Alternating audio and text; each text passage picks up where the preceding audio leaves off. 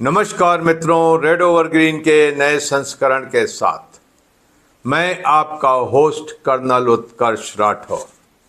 मित्रों, अभी हाल में भारतीय सेना के थल सेना अध्यक्ष जनरल उपेंद्र द्विवेदी अपनी 5 दिवसीय नेपाल यात्रा के बाद वापस आए हैं।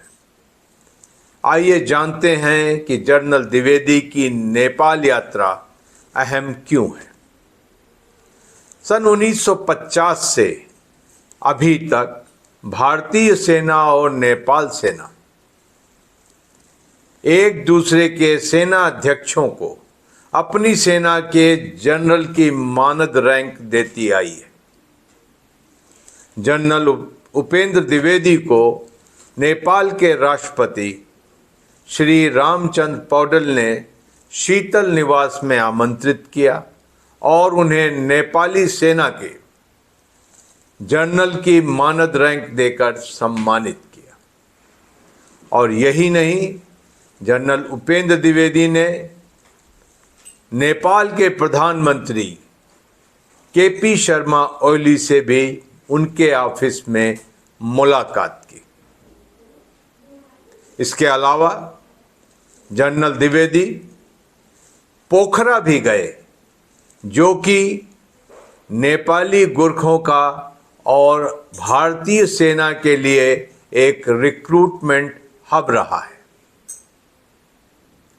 आइए जानते हैं कि पोखरा नेपाल में और भारत के लिए इतना इम्पोर्टेंट क्यों है।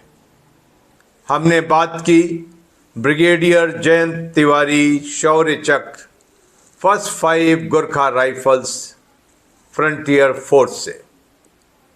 पोखरा शहर अगर आप नेपाल के नक्शे को देखें, ये काफी मध्य में है और काठमांडू के बाद से पोखरा की एक बहुत बड़ी अहमियत है इनके कमर्शियल में, व्यापारिक जीवन में, टूरिस्ट के हिसाब से, और पहाड़ी इलाकों से काफी लोग सेटल भी होने लग गए हैं ऐसे इलाके में जहां पे प्रोस्पेरिटी हो, जहां पे समृद्धि हो। वैसे में पोखरा एक बहुत इंपॉर्टेंट है। हमारे एक्स सर्विसमैन का काफी निवास है पोखरा और इसके इलाकों के आसपास। ज्यादातर जवान जो है इसी इलाके से भी आते हैं और इसके आसपास के इलाके से। इस हिसाब से पोखरा हमारी एक बहुत अहमियत है और इसको मेंटेन रखना बहुत जरूरी है। हम सभी जानते हैं कि भारत और नेपाल के सांस्कृतिक संबंध, पीपल टू पीपल कांटेक्ट बहुत पुराने हैं, सदियों पुराने हैं। लेकिन आज के ज़माने में उनके अंदर कुछ और प्लेयर्स आ गए हैं।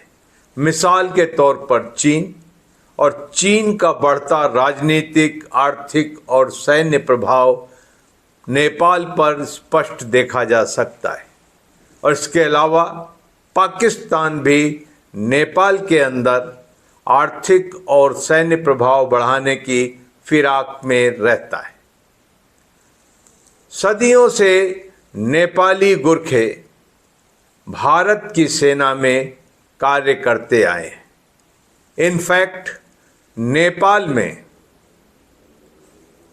नेपाली सैनिकों को लहुरे कहा जाता है, और लहुरे इसलिए कहा जाता है कि वो कभी लाहौर दरबार में महाराजा रंजीत सिंह की सेना में काम करते थे। तो आज नेपाल में जो भी युवक विदेश में जाकर नौकरी करता है उसे लहुरे कहा जाता है। स्वतंत्रता प्राप्ति के बाद 1947 में भारत, ब्रिटेन और नेपाल ने एक त्रिपक्षीय संधि पर हस्ताक्षर किए। मकसद ये था कि जैसे ब्रिटिश इंडियन आर्मी में नेपाली मूल के गोरखे सेना में सर्विस करते थे, तो स्वतंत्रता प्राप्ति के बाद उनकी सर्विस भारतीय सेना और ब्रिटिश सेना में सुचारू रूप से चलती रहे। और ऐसा ही हुआ। भारत ने इस त्रिपक्षीय संधि का अक्षरशः पालन किया। भारत में आज 7 गोरखा राइफल्स रेजिमेंट हैं, जिनकी कोई 39 बटालियंस हैं, 3 राष्ट्रीय राइफल बटालियंस हैं और 2 प्रादेशिक सेना की बटालियंस हैं। भारत को हर साल कोई 2500 से 3000 नेपाली गोरखों की ज़रूरत होती है अपने रेजिमेंट्स में भर्ती के लिए।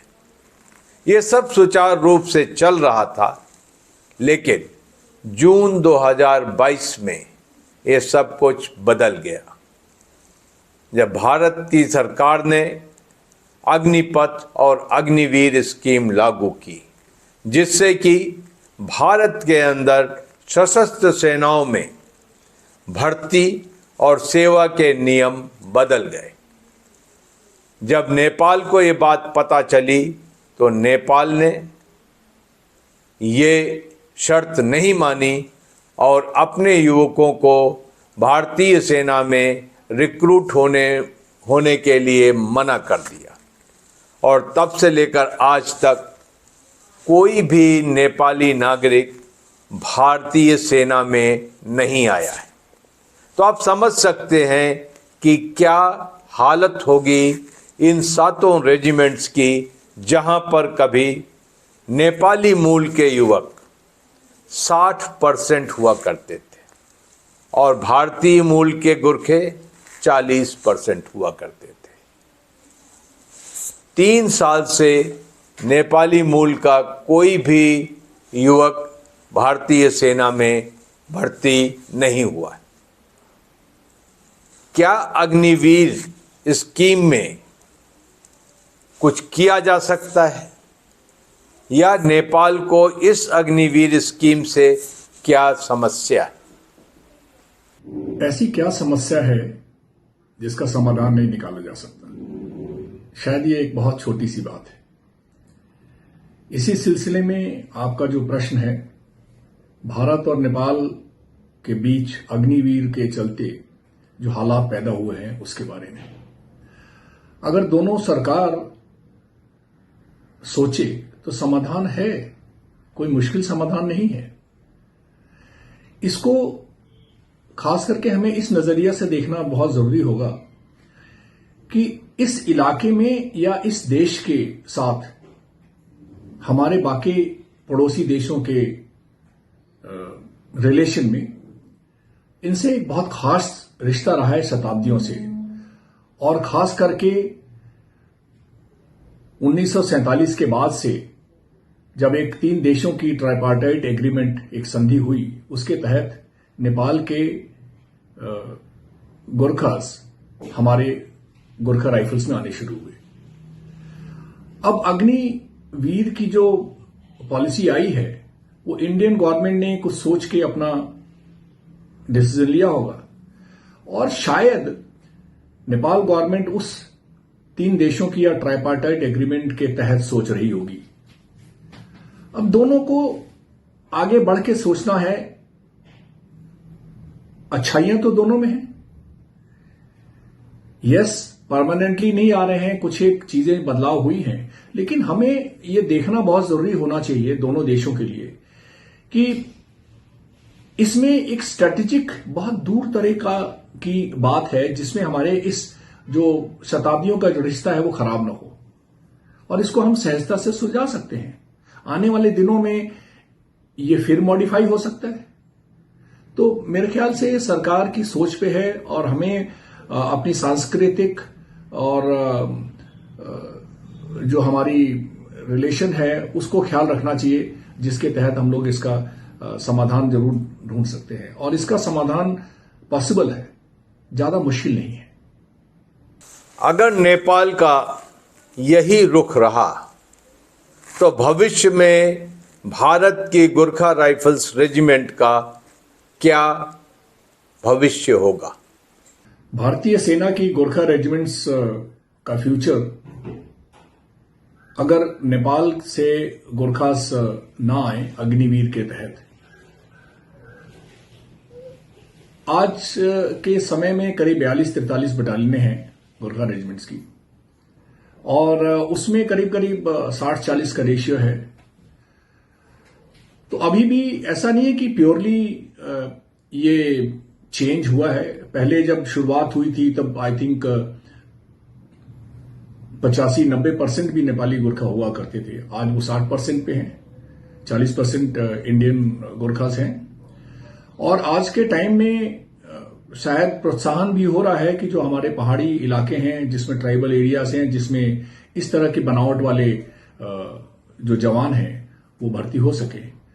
ये हो सकता है कि शायद जो इनकी जितनी नंबर ऑफ बटालियंस हैं उसमें शायद रिडक्शन हो गोरखास को लेके, या इतनी ही बन सकती हैं। आफ्टर ऑल अगर देखा जाए तो पहले भी कुछ एक चेंजेस किए गए हैं, जैसे मिक्स बटालियन का कंसेप्ट आया था, रेजिमेंट्स में मिक्स हुआ थे। तो ऐसा इसको पॉजिटिव देखना बहुत जरूरी है। मैं ऑफ कोर्स गोरखा राइफल्स में होने के नाते इमोशनली नहीं बोलना चाहता हूं, लेकिन आई थिंक एक फ्यूचर पर्सपेक्टिव के हिसाब से देखने से गोरखा राइफल्स का क्या अस्तित्व रहेगा भविष्य में भारतीय सेना में, आई थिंक रहेगा जरूर, ये कभी नहीं हटेगा, लेकिन इसकी रूपरेखा शायद बदल सकती होगी। क्या भारत नेपाल को एक डिफरेंट सेट अग्निपथ या अग्निवीर स्कीम का दे सकता है और अपने लिए एक डिफरेंट सेट देश के लिए रख सकता है? क्या यह संभव है? उचित तो होगा कि एक ही पॉलिसी हो दोनों देशों के लिए। ये देश से संबंधित नहीं है, ये असल में हमारी रिक्रूटमेंट पॉलिसी के ऊपर है। लेकिन अगर देश या दोनों देश मिलकर विचार करते हैं और हमारे स्ट्रेटेजिक पर्सपेक्टिव को ख्याल में रखते हुए अगर कोई बॉर्डरेशन करना हो, थोड़ा सा एज या डिफरेंस लाना हो और थोड़ा सा अलगाव भी रखना हो पॉलिसी में, वो पॉसिबल है नेपाल के लिए, हो सकता है, कोई बड़ी बात नहीं है। आफ्टर ऑल एक जो ट्राइपार्टाइट एग्रीमेंट हुआ था वो भी क्या था, वो भी एक संधि हमारे देश के रिक्रूटमेंट से थोड़ा अलग था। तो समस्या का समाधान देखा जा सकता है। उचित ऑफकोर्स ये होगा कि अपने देश में अग्निवीर से जैसे रिक्रूटमेंट भर्ती हो रही है, दोनों देशों के लिए एक ही तरह की पॉलिसी हो, वो ज्यादा बेहतर होगा। जाहिर सी बात है जनरल उपेंद्र द्विवेदी इन सब सवालों का जवाब ढूंढने के लिए नेपाल गए होंगे और वहां पर उन्होंने अपने समकक्ष जनरल अशोक राज सिंघडेल से बात भी की होगी, क्योंकि यहाँ पर जहाँ राजनीति और डिप्लोमेसी कामयाब नहीं हुई है, तो ये उम्मीद करना कि मिलिट्री डिप्लोमेसी कामयाब होगी हर आदमी के, हर ऑप्टिमिस्टिक आदमी का कर्तव्य है। और उम्मीद की जा सकती है कि वहाँ पर कुछ तो कामयाबी मिली होगी। लेकिन यहाँ पर प्रधानमंत्री ओली की भूमिका भी आती है। जून 2022 में जब भारत ने अग्निपथ स्कीम लागू की और अगस्त में नेपाल ने मना कर दिया, उस वक्त केपी शर्मा ओली नेपाल के प्रधानमंत्री थे और एक बार फिर वो नेपाल के प्रधानमंत्री हैं। तो केपी शर्मा ओली के रहते हुए अग्निवीर में या अग्निपथ स्कीम में नेपाल की भागीदारी की उम्मीद करना थोड़ा मुश्किल है। और इसके अलावा प्रधानमंत्री ओली ने एक नई बात करी। अपने चुने जाने के बाद अमूमन नेपाल का हर प्रधानमंत्री अपना पहला विदेश का दौरा नई दिल्ली को रखता है, लेकिन केपी शर्मा ओली ने इस बार बीजिंग को चुना है और दिसंबर के पहले हफ्ते में वो चीन जा रहे हैं और भारत को उन्होंने अनदेखा कर दिया है। ठीक वैसे ही जैसे मालदीव के राष्ट्रपति मुइजू ने अपने चुने जाने के बाद नई दिल्ली ना आकर के बीजिंग जाना ज़्यादा उचित समझा। तो यहाँ पर एक इशारा मिलता है कि केपी शर्मा ओली किस तरफ ज़्यादा झुके हुए हैं। तो और उनके रहते हुए क्या ये संभव है कि अग्निपथ स्कीम में नेपाल की भागीदारी में जो रुकावट है वो क्या कभी दूर हो पाएगी।